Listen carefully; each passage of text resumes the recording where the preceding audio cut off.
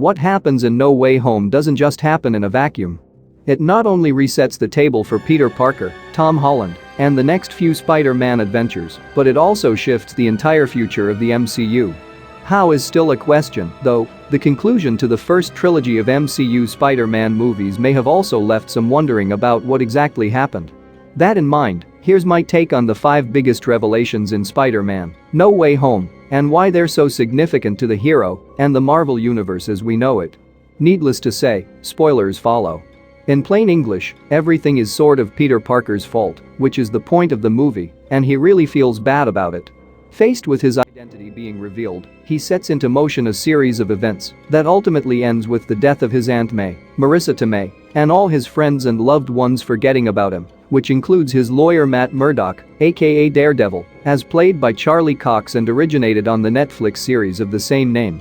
The conduit to these events is Doctor Strange, Benedict Cumberbatch, who, in trying to help Peter, casts a spell intended to erase the knowledge that Peter Parker is Spider-Man from everyone's memory.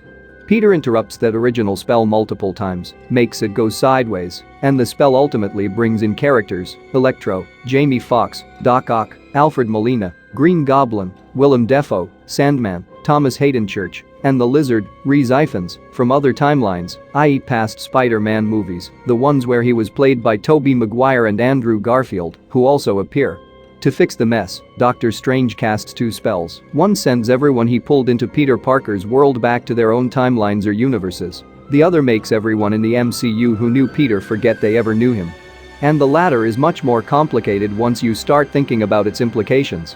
Like, what went so wrong with the original spell Strange cast, which was supposed to make people forget that Peter Parker was Spider-Man?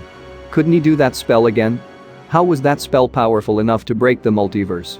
And if said spell was powerful enough, why didn't other magic users like Benedict Wong, step in when it first went sideways? No Way Home doesn't really provide solid answers to any of those questions.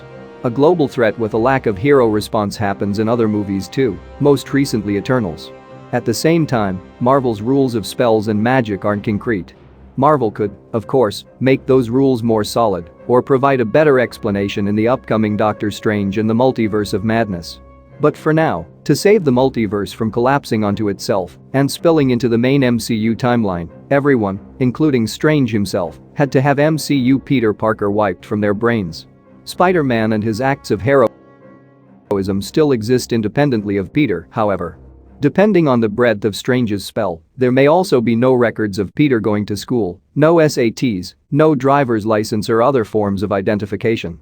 I'm not even sure how he's renting an apartment unless he's paying cash. Namely, will they change for the better? I hope so.